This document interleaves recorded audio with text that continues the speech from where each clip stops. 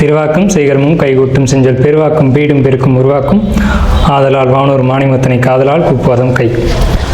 அனைத்து உலக ஆன்மீக அன்பர்களுக்கு வணக்கம். அதாவது நம்ம இப்போ இந்த வீடியோவில் பார்க்கக்கூடிய விஷயம் என்ன அப்படின்னு கேட்டிங்கன்னா, 12 ராசிகளுக்கும் உண்டான பிப்ரவரி மாத ராசி பலன்கள். அதாவது பிப்ரவரி மாதம் 12 ராசிக்குமே என்ன பலன்கள் இருக்குது அப்படிங்கிறத நம்ம இதை பார்க்குறோம். இந்த 12 ராசிக்கும் என்னென்ன நல்ல விஷயங்கள் நடக்குது, என்னென்ன ஒரு குறைவான விஷயங்கள் இருக்குது, எதெல்லாம் செய்யலாம், இதெல்லாம் செய்யக்கூடாது, எந்த விஷயங்கள் செய்யும்போது கவனமாக இருக்கணும், எந்த விஷயங்கள் இயல்பாகவே உங்களுக்கு சாதகமாக கூடி வரும், சில நன்மைகளும் சில அதிர்ஷ்டமான விஷயங்களை பற்றியும் சில விஷயங்களை எச்சரிக்கையாக இருக்க வேண்டிய விஷயங்களை பற்றியும் நம்ம அந்த விஷயத்தில் நம்ம பார்க்குறோம். இதில் இந்த பிப்ரவரி மாதம் நீங்கள் பார்த்தீங்க அப்படின்னா பிளானட் பொசிஷன் அப்படின்னு பார்க்கும்போது சுக்கிரனுடைய பெயர்ச்சியும் புதனுடைய பெயர்ச்சியும் இருக்குது. சுக்கிரனுடைய பெயர்ச்சி அப்படிங்கிறது மாதத்தினுடைய ஆரம்பத்திலையும் மாதத்தினுடைய இறுதியிலையும் இருக்குது. அதே மாதிரி புதனுடைய பயிற்சி அப்படிங்கிறது இந்த மாதத்தினுடைய இறுதியில் மட்டும்தான் இருக்குது. இது எதுக்கு சார் எங்களுக்கு அப்படின்னு கேட்டிங்கன்னா, இந்த புதன் சுக்கிரன் தான் மாத கிரகங்களை பொறுத்த வரைக்கும் மாத பலன்களை தீர்மானிப்பதில் முக்கியத்துவம் வாய்ந்த கிரகங்கள். இதில் சில ராசிகள் மட்டும் நல்ல பலன்களையும் சில ராசிகள் மட்டும் நியூட்ரலான பலன்களையும் அனுபவிக்க இருக்கீங்க. இதில் எந்தெந்த ராசிகளுக்கெல்லாம் சாதகமான அமைப்பு அப்படிங்கிறத முதல்ல நான் சொல்லிடுறேன். இதில் மேச ராசிக்காரங்களுக்கு நல்லா இருக்குன்னு சொல்கிறீங்களே சார், எப்படி சார் இது 7 ரச்சனை போயிட்டுருக்கு, எப்படி சார் நல்லா இருக்கும்னு நீங்கள் கேட்கலாம். ஆனால் உங்களுக்கு இந்த பிப்ரவரி மாதம், அதாவது பிப்ரவரி அப்படிங்கிறது மார்கழியும் தையும் இணைஞ்சு வரக்கூடிய மாதம். இந்த மாதத்தில் இருக்கக்கூடிய மாத கிரகங்களும் வருட கிரகங்களும் உங்களுக்கு சாதகமாக இருக்குது. மேச ராசி, அதே மாதிரி மிதுன ராசி, சிம்ம ராசி, அதே மாதிரி உங்களுக்கு தனுசு ராசி, மேசம், மிதுனம், சிம்மம், தனுசு, இந்த 4 ராசிகளுக்கு ரொம்ப டாப் மோஸ்டான நல்ல பலன்களை மட்டும் தரும். இது என்ன அப்படிங்கிறத நம்ம தனிப்பட்ட வீடியோவில் நம்ம அதை விரிவாக பார்க்கலாம். மற்ற ராசிகளுக்கு நெகட்டிவாக இருக்குமா சார் அப்படின்னா அப்படி கிடையாது. இது நான் ஜென்ரலாக சொல்லக்கூடிய விஷயங்கள் தான். ஒவ்வொரு ராசிக்கும் உண்டான செப்பரேட்டான பலன்களை நம்ம இப்போ ஒவ்வொரு வீடியோவில் பார்ப்போம். இப்போ நம்ம ஜென்ரலான விஷயங்களை பார்க்குறோம். இதில்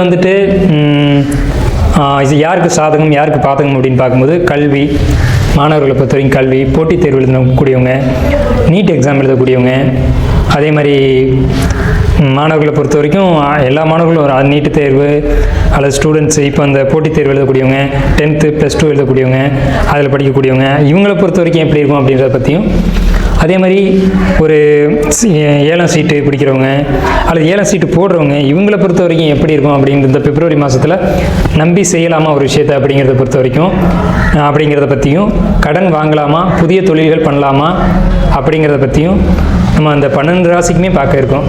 12 ராசிக்கும் ஏற்ற இறக்கங்கள் எப்படி இருக்க போகுது அப்படிங்கிறது இந்த வீடியோவில் ஒவ்வொரு வீடியோலையும் தனிப்பட்ட முறையில் நம்ம பார்க்க இருக்கோம். பிப்ரவரி மாதம் மிதுன ராசிக்கு உண்டான பலன்கள் என்ன அப்படிங்கிறத பார்ப்போம். பிப்ரவரி மாதத்தை பொறுத்த வரைக்கும் மிதுன ராசி ரொம்ப சூப்பராக இருக்குது. என்ன சார் நல்லா இருக்குது அப்படின்னு கேட்டிங்கன்னா, எங்கள் சந்திரன் மேலே குரு இருக்குது. ஓகே, நான் அதை அக்செப்ட் பண்ணிக்கிறேன். சந்திரன் மேலே இருக்க குரு எங்கெல்லாம் பார்க்குது அப்படிங்கிறது தான் விசேஷம். இந்த மாதம் பிப்ரவரி மாதம் முழுக்கவே குரு மிதுன ராசியில் தான் இருக்குது. பிப்ரவரி மாதம் முழுக்கவே குருவுடைய டிரான்சிட் இல்லை, அதாவது பெயர்ச்சி இல்லை. ஆனால் வக்ரமாக தான் இருக்கார், ராசி மேலே வக்ரமாக இருக்கார். இது ரொம்ப பாசிட்டிவான விஷயம், ரொம்ப சூப்பரான விஷயம். என்ன பாசிட்டிவ் என்ன சூப்பர் அப்படின்னு கேட்டிங்கன்னா, குரு நார்மலாக உங்கள் சந்திரன் மேலே இருந்தார் அப்படின்னு சொன்னால் அது பிரச்சனைக்குரிய ஒரு அமைப்பாக நம்ம சொல்லலாம். அவர் நார்மலாக இருக்கார் அப்படின்ற பட்சத்தில் தொந்தரவுகள் நிறைய கொடுக்கும். மனக்குழப்பங்கள், கவலைகள், தேவையற்ற பொருளாதார பிரச்சனைகள் இதெல்லாம் கொடுக்கும். பட் ஆனால் வக்ரமாக இருக்கிறதுனால பொருளாதார பிரச்சனைக்கு பதிலாக பொருளாதார ஏற்றங்களை கொடுத்துரும், கணவன் மனைவி ஒற்றுமையை கொடுத்துரும், மனசில் நிம்மதியை கொடுத்துரும், எல்லா வகையிலையும் உங்களுக்கு பாசிட்டிவ் தான் கொடுக்கும். தொழில் ஏற்றத்தை கொடுக்கும். நம்ம ரொம்ப முக்கியமாக எடுக்க வேண்டியது அதுதான். இந்த குரு வக்ரமாக இருக்கிறதுனால தான் உங்களுக்கு பிப்ரவரி மாதத்தில் தொழில் வளர்ச்சி அப்படிங்கிறது அபரிதமாக இருக்குது. சரிங்களா? ஒரு விஷயம் தொழிலை பற்றி நம்ம சொல்லிட்டோம். சரிங்க சார், தொழில் ஓகே. எங்களுக்கு வேலை எப்படி இருக்கும்? நாங்கள் தொழிலெலாம் பண்ணல சார், நான் ஜாப்புக்கு தான் போய்ட்டுருக்கேன், ஒரு இடத்துல போய் வேலை பார்த்துட்ருக்கேன் அப்படின்னு சொன்னீங்க அப்படின்னா, வேலை செய்யக்கூடிய இடத்துல உங்களுக்கு பயணங்கள் கொடுப்பாங்க. அந்த பயணங்கள் மூலமாக உங்களுக்கு அலவன்ஸ் கொடுக்கறதா இருக்கட்டும், உங்களுக்கு ப்ரமோஷன் கொடுக்கறதா இருக்கட்டும், இதெல்லாம் உங்களுக்கு நடக்கும். பணி நிமித்தம் பயணம் எப்படின்னு கேட்டிங்கன்னா, உங்கள் ராசிக்கு 6, 11 கூடிய செவ்வாய் உங்கள் ராசிக்கு 8ஆம் இடத்துல இருந்து உங்கள் ராசிக்கு 12ஆம் இடத்தை பார்க்குறதுனால அவர் பயணத்தை கொடுத்துருவார். உங்கள் ராசிக்கு குரு பகவானுடைய பார்வை செவ்வாய்க்கு தொடர்பு இருக்குது. செவ்வாயை பார்த்துறாரு. ஸோ இந்த பயணம் உங்களுக்கு ஏற்படையதாக இருக்கும். தொழில் பண்ணக்கூடியவங்களுக்கும் பயணம் இருக்குது. தொழில் பண்ணக்கூடியவங்களுக்கு எப்படி பயணம் இருக்குது அப்படின்னா, மிதுன ராசிக்கு 8, 9 கூடியவனான சனி பகவான் வந்து 10ஆம் இடத்துல தொழில் ஸ்தானத்தில் இருக்கார். அவர் 10ஆம் இடத்துல மட்டும் இல்லை, 3ஆம் பார்வையை 12ஆம் இடத்தை பார்த்துறாரு. அது ராசிக்கு 12ஆம் இடத்தை பார்த்துறாரு. அப்போ ராசிக்கு 12ஆம் இடத்தை பார்க்கும்போது ஆட்டோமேட்டிக்காக அங்கே பயணம் வந்துடுது. அந்த பயணத்தின் மூலமாக உங்களுக்கு ஆதாயங்களும் பொருளாதார ஏற்றங்களும் புதிய அபரிவிதமான தொழில் வளர்ச்சிகளும் கொடுக்கும். பெரிய அளவில் தொழில் வளர்ச்சிகளை கொடுக்கும். ஆனால் என்ன ஒரு விஷயம்னு கேட்டிங்கன்னா, ஒரு சின்ன ஒரு விஷயம், உங்களுக்கு 3ஆம் இடத்துல கேது இருக்குது அப்படின்றதுனால எடுக்கிற முயற்சிகள் தோல்வி அடைகிற மாதிரி தெரியும். ஆனால் தோல்வி கிடையாது. ஒரு முயற்சி இருமுறை எடுத்திங்கன்னா கண்டிப்பாக சக்ஸஸ் ஆகும். 3 கூடிய சூரியன் உங்கள் ராசிக்கு உங்கள் ராசிப்படி 9ஆம் இடத்துல போயிடுறார். எப்போ? பிப்ரவரி மாதத்தில். அப்போ 3 கூடிய சூரியன் முயற்சி ஸ்தானாதிபதி நல்ல ஒரு நிலையில் இருக்கார். சரி, கல்விக்கு வருவோம் சார்.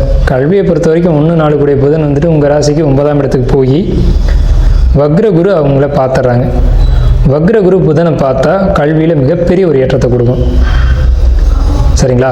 உங்களுக்கு 7ஆம் இடத்தை குரு பகவான் தன்னுடைய 7ஆம் பார்வையை பார்க்குறது அப்படிங்கிறது கணவன் மனைவி ஒற்றுமை, குடும்ப ஒற்றுமை, அதே மாதிரி உங்களுக்கு வாடிக்கையாளர் புதுசாக அமையிறது, வாடிக்கையாளருடைய நம்பிக்கை அதிகமாகிறது, வாடிக்கையாளர்களால் இன்னொரு வாடிக்கையாளர் ஒருத்தர் வந்து இன்னொருத்தர் கூட்டிகிட்டு வருது, அவர் இன்னொருத்தர் கூட்டிகிட்டு வருது. இப்படி அந்த வாடிக்கையாளருடைய எக்ஸ்டாப்ளிஷ்மெண்ட் அப்படிங்கிறது இருக்கும்.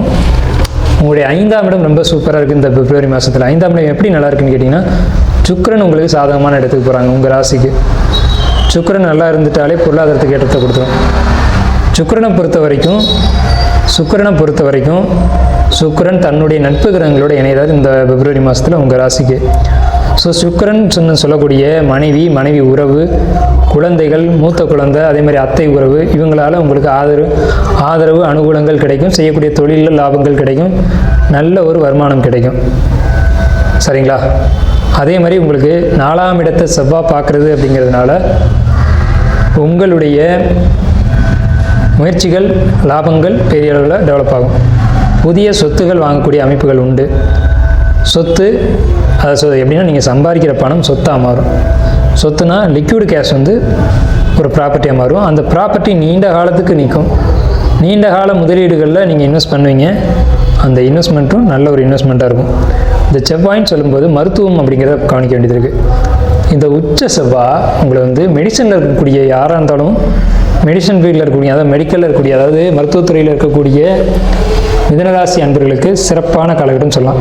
இல்லை சார் நான் படிச்சுக்கிட்டு இருக்கேன் இப்போ தான் அப்படின்னு சொன்னீங்கனாலும் சரி, நல்ல ஒரு அமைப்பை கொடுக்கும். ஒரு விஷயம் என்ன, ரெண்டாவது கேட்டிங்கன்னா, நீட் எக்ஸாம் எழுதக்கூடிய ஸ்டூடெண்ட்ஸ் பொறுத்த வரைக்கும் எக்ஸாம் நீங்கள் இப்போ ப்ரிப்பேர் பண்ணுறது நல்லாயிருக்கும். இல்லை எழுதிட்டேன் சார், ரிசல்ட்டுக்காக காத்துட்ருக்கேன் அப்படின்னு சொன்னாலும் அந்த ரிசல்ட் உங்களுக்கு சாதகமாக அமையும். இப்போ செவ்வாய்ன்னு சொல்லும்போது மருத்துவத்தை பற்றி பார்த்துட்டோம். செவ்வாய்ன்னு சொல்லும்போது அரசாங்கத்தை பொறுத்த வரைக்கும் ரொம்ப பாசிட்டிவ். ஏன்னா உங்கள் ராசிக்கு 8ஆம் இடத்துல தான் செவ்வாய் வந்து நல்ல ஒரு உச்சத்தில் இருக்காங்க. 8ஆம் இடத்துல செவ்வாய் உச்சம், அது சனி வீட்டில் அப்படின்னா புதையல் யோகம் கூட சொல்லலாம். இந்த அமைப்பை தான் புதையல் யோகம்னு மூல நூல்களில் சொல்லியிருக்காங்க. மூல நூல்கள் எல்லாமே 8ஆம் இடத்துல செவ்வாய் பலம் பெற்று சனியை அங்கே தொடர்பு கொள்ளணும் அப்படின்னு சொல்லி வச்சுருக்காங்க. அந்த அமைப்பே உங்களுக்கு பிப்ரவரி மாதத்தில் தான் அமையுது. அதுக்காக எல்லாரையும் போய் நீங்கள் புதையலை தோண்டுங்கன்னு நான் சொல்லலை. உங்களுக்கு அதிர்ஷ்டம் வரும்னு மட்டும்தான் நம்ம சொல்கிறோம். அப்போ அதிர்ஷ்டம் எந்த வழியாக வரும்? அந்த காலத்தில் புதையல் கிடைச்சிது, இந்த காலத்தில் புதையல் கிடைக்குமானா அப்படி கிடையாது. உங்களுக்கு ஷேர் மார்க்கெட்டில் இன்வெஸ்ட் பண்ணியிருந்தீங்க அப்படின்னா பிப்ரவரி மாதம் எடுத்துருங்க. நல்ல ஒரு க்ரோத் இருக்கும். அந்த அமௌண்ட்டை எடுத்துருங்க. நல்ல ஒரு லாபத்தோடு நீங்கள் எடுக்கலாம். பிப்ரவரி மாதம் ரெடியாக காத்துட்ருங்க. ஷேர் மார்க்கெட்டில் இன்வெஸ்ட் பண்ணவங்க, குறிப்பாக வந்து ஆயில், இரும்பு, டாட்டா, இந்த துறைகளில் யாரெல்லாம் இன்வெஸ்ட் பண்ணியிருக்கீங்களோ அவங்களுக்கு நான் நல்ல ஒரு கெயின் கிடைக்க போது எடுத்துருங்க. சரிங்களா? அப்போது ஷேர் மார்க்கெட்டை பொறுத்த வரைக்கும் ரொம்ப பெரிய பாசிட்டிவ். மாணவர்களை பற்றி சொல்லியிருக்கோம். மாணவர்களுக்கு கல்வியில் ரொம்ப பெரிய ஏற்றம் இருக்குது, அதில் டவுட்டே வேணாம். அதே மாதிரி மனநிலைகளை பொறுத்த வரைக்கும் நீங்கள் இது நாள் வரையும் ஒரு குழப்பத்திலே இருந்திருந்தாலும் சரி, மனசளவில் ரொம்ப டிப்ரெஸ்டாக இருக்கேன், உங்களுடைய சுயஜாதகத்தின் அடிப்படையில் உங்களுடைய சுயஜாதகம் வந்து மனசளவில் உங்களுக்கு பாதிப்பை கொடுத்துருந்தாலும் கூட இந்த பிப்ரவரி மாதம் நல்ல ட்ரீட்மெண்ட் கிடச்சி நீங்கள் மனசளவில் ஒரு தெளிவான நபராக வர முடியும். ஏதாவது ஒரு பேட் ஹேபிட் இருக்குது, அடிக்ஷன் ஆகிருக்கேன், என்னால் வெளியில் வர முடியல, இதெல்லாம் எங்கேருந்து வருது? பிரெயினுடைய நியூரோலேருந்து வருது. அந்த பிரெயினில் இருக்கக்கூடிய நரம்புகளை இயக்கக்கூடிய பிளானட் எதுன்னு பார்த்தீங்கன்னா ராகு தான். அந்த ராகுவும் செவ்வாயும் இப்போ இந்த பிப்ரவரி மாதத்தில் தொடர்பு கொள்ளும். ஏன்னா செவ்வாய்க்கு அடுத்த வீட்டில் தான் ராகு இருக்குது. அப்போ நீண்ட காலமாக நீங்கள் ஒரு அடிக்ஷன் பழக்கத்தில் இருக்கீங்க அல்லது மீண்டு வர முடியாத ஒரு இடத்துல இருக்கீங்க அப்படின்னா இந்த பிப்ரவரி மாதம் நீங்கள் அதுலேருந்து நீங்களாகவே வெளியில் வந்துடுவீங்க. ட்ரிங்க்ஸாக இருக்கலாம் அல்லது வேறு எந்த ஒரு ஹேபிட்டாக இருக்கலாம், அது உங்களை வெளியில் கொண்டு வந்துடும். கொண்டு வரக்கூடிய ஒரு அமைப்பில் தான் இந்த பிப்ரவரி மாதத்தினுடைய கிரக நிலைகள் அப்படி தான் அமைஞ்சிருக்கு. சரிங்க, உங்களுடைய தொழிலை பற்றி நான் சொல்லணும். தொழிலுக்கு பயணம் இருக்குதுன்னு சொல்லிட்டேன், லாபம் இருக்குதுன்னு சொல்லிட்டேன். என்ன தொழிலை நீங்கள் செஞ்சால் லாபம் இருக்குது அப்படின்னு பார்த்தீங்கன்னா ஆன்மீகம் சம்மந்தப்பட்ட துறைகள் இருக்கக்கூடியவங்களுக்கு பெரிய அளவில் வருமானம் இருக்குது. அதே நேரத்தில் நீங்கள் பண்ணக்கூடிய தொழிலில் நேர்மை இருக்கணும். நேர்மையாக தான் இருப்பீங்க. அந்த நேர்மையை நீங்கள் இன்னும் மெரிட்டாக மாற்றிக்கணும். சரிங்களா? அதுக்காக சம்பாதிக்காமல் இருக்க முடியாது. சம்பாதிக்கிறதுல ஒரு நேர்மை தேவை அப்படின்னு தான் நம்ம சொல்கிறோம். அந்த நேர்மையை நீங்கள் கொடுப்பீங்க, அந்த நேர்மை கிடைக்கும். அந்த நேர்மையின் அடிப்படையில் நீங்கள் போனீங்க அப்படின்னா நீங்கள் ஒரு வாடிக்கையாளர்கிட்ட இருக்கட்டும், உங்களுடைய நண்பர்கள்ட்ட இருக்கட்டும், உங்களுக்கு ஒரு நல்ல சப்போர்ட்டிவ் கிடைச்சி நீண்ட காலத்துக்கு அது உங்களுக்கு ஒரு பயன் தரக்கூடிய அமைப்பை இந்த பிப்ரவரி மாதத்தில் ஒரு அமைப்பை ஏற்படுத்தும். கணவன் மனைவி உறவுகளை பொறுத்த வரைக்கும் ரொம்ப சூப்பராக இருக்குது. அதாவது என்னன்னு கேட்டிங்கன்னா, காதல் ராசின்னு பேர் மிதுன ராசிக்கு. காதல் ராசினே பேர். லவ் பண்ணிட்டு இருக்கக்கூடிய மிதுன ராசிக்காரங்களுக்கு பொறுத்த வரைக்கும் காதலில் ஒரு ஏற்றம், ஒரு மகிழ்ச்சி, உங்களுடைய காதல் குடும்பத்தில் அங்கீகரிக்கக்கூடிய ஒரு அமைப்பு, இதெல்லாம் கிடைக்கும். மிதுன ராசிக்காரங்களுக்கு குடும்பத்தில் நிச்சயமாக சுப காரியங்கள் நடக்கும். ஏதாவது ஒரு நல்ல காரியம் வீட்டில் நடக்கும். அது என்ன வேணாலும் இருக்கலாம். ஒன்று லவ் மேரேஜாக இருக்கலாம், அல்லது பெரிய ஒரு வீடு கிரக பிரவேசமாக இருக்கலாம், வீடு சம்மந்தப்பட்ட வகையில், அல்லது எல்லாரும் சேர்ந்து வீட்டில் குடும்பத்தோடு சேர்ந்து ஒரு கோயிலுக்கு போகிறதா இருக்கலாம். இந்த மாதிரி ஏதேனும் ஒரு விஷயங்கள் நடக்கும். ஏன்னா இப்போ மார்கழி முடிஞ்ச தை மாதம் அப்படிங்கிறது விசேஷமான மாதம். ஆனால் கிருஷ்ண பரமாத்மா என்ன சொல்கிறாங்கன்னா, மாதங்களில் நான் மார்கழி அப்படின்னு சொல்கிறாங்க. அந்த மார்கழி மாதம் அப்படிங்கிறது எப்படி இருக்குன்னு பார்த்தீங்கன்னா, நம்மளுடைய சம்பிரதாயப்படி அதை அவர் நெகட்டிவாக தான் பார்க்குறோம். ஆனால் மார்கழி மாதம் மிதுன ராசிக்கு ஏற்புடைய மாதமாக தான் இருக்குது. இருந்தாலும் மார்கழிக்கு பின்னாடி வரக்கூடிய தை மாதம், அதாவது 17/1/2028 அப்புறம் இன்னும் கூடுதலான நன்மைகளை தான் மிதுன ராசிக்காரங்க நீங்கள் சந்திக்க போகிறீங்க. மிதுன ராசிக்காரங்களை பொறுத்த வரைக்கும் வெளிநாடு போகணும் அப்படின்னு ஆசைப்பட்டீங்க அப்படின்னா, வெளியூர் பயணங்கள் போகணும் அப்படின்னு ஆசைப்பட்டீங்கன்னா, தொழில் ரீதியாகவோ கல்வி ரீதியாகவோ அல்லது உயர் படிப்பு ரீதியாகவோ நீங்கள் போக வேண்டிய கட்டாய சூழ்நிலைகள் வரும். அதே மாதிரி மிதுன ராசிக்காரங்களுடைய குழந்தைகள் ரீதியாக குழந்தைகளால் ஏற்றங்களை சந்திக்கக்கூடிய அமைப்புகள் வரும். நிச்சயமாக உங்கள் குழந்தைங்க உங்களுக்கு பேர் புகழை தேடி தருவாங்க. அதுதான் பெரிய விஷயம். என்னன்னு கேட்டிங்கன்னா, ஈன்று புறம் தள்ளுதல் தாயின் கடனை, சான்றோன் ஆக்குவது தந்தையின் கடனை அப்படின்னு ஒரு வாக்கியம் இருக்குது. அதில் என்னன்னு கேட்டிங்கன்னா, தன்னுடைய குழந்தை அது திருக்குறள் கூட இருக்குது. ஈன்ற போதும் பெரிதுவக்கும் தன்மகனை சான்றோன் என கேட்ட தாய் அப்படின்னு சொல்லுவாங்க. தன்னுடைய குழந்தை ஒரு அவச்சொல்ல சந்திச்சிட்டாங்க அப்படின்னா அது யார்? அந்த குழந்தையை விட தாய்க்கு தான் பெரிய மனவலி. ஆனால் நம்ம மிதுன ராசியில் இப்போ பிப்ரவரி மாதம் என்ன சொல்கிறோம் அப்படின்னு பார்த்தீங்கன்னா, அந்த விஷயத்தை தான் சொல்கிறோம். அதாவது ஈன்ற போதிலும் பெரிதுவக்கும் தன் மகனை சான்றோன் என கேட்டதாயின்னா, அப்போ உங்களுடைய குழந்தைங்களால் உங்களுக்கு ஏற்றம் இருக்கும். இந்த குழந்தையை எந்த தாய் பெற்றாலோ அப்படின்ற ஒரு வார்த்தையை மிதுனராசி அன்பர்களால் தந்தை சந்திப்பீங்க, தாய் சந்திப்பீங்க. ஸோ உங்களுக்கு குழந்தைகளால் ஒரு ஏற்றம் அப்படிங்கிறது நிச்சயமாக இருக்குது. தாய் தகப்பனருக்கு ஏற்றம் இருக்குது. தாய் தந்தை உடல்நிலையில் ஒரு முன்னேற்றம், ஆரோக்கியம், ஒரு நல்ல நிலைப்பாடு அப்படிங்கிறது இருக்குது. உங்களுடைய சுயஜாதக ரீதியாக ஏதேனும் தொந்தரவுகள் இருந்தால் கூட உங்களுடைய ஆஸ்தான ஜோதிடர்கள்ட்டையோ அல்லது எங்களை மாதிரி ஒரு அஸ்ட்ராலஜர்ட்டையோ நீங்கள் காண்டாக்ட் பண்ணி உங்களுடைய தந்தை தாயார் உடல்நிலை பற்றி கேட்டுக்கலாம். நம்மளுடைய நம்பர் கீழே நம்ம ஸ்க்ரீன் கீழே வருது, அதை நீங்கள் காண்டாக்ட் பண்ணி கேட்டுக்கலாம். ஆனால் அப்படி இருந்தாலும் கூட பிப்ரவரி மாதத்தில் அது பெரிய பாதிப்புகளை தராது, பிரச்சனைகளை தராது அப்படின்ற ஒரு சந்தோஷமான செய்தியை சொல்லிவிட்டு நம்ம தொடருவோம். இந்த மாதிரியான ஒரு அமைப்பில் தான் உங்களுக்கு இந்த பிப்ரவரி மாதம் மிதுன ராசிக்கு அமைஞ்சிருக்கு.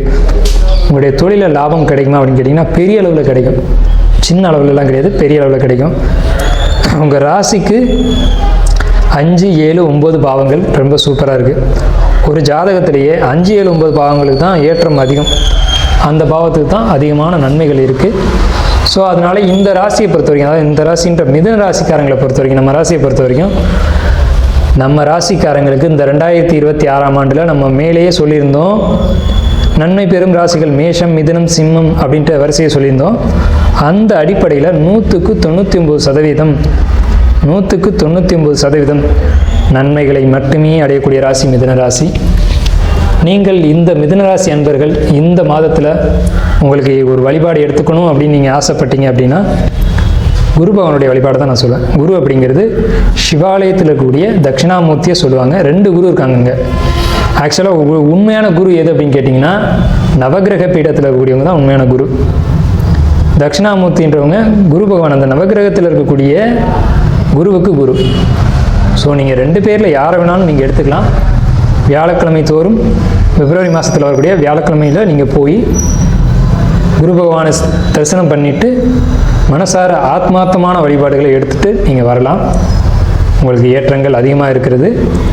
நன்மைகளை மட்டுமே இந்த பிப்ரவரி மாதத்தில் மிதனராசிக்காரங்களாக நீங்கள் சந்திக்க போகிறீங்க.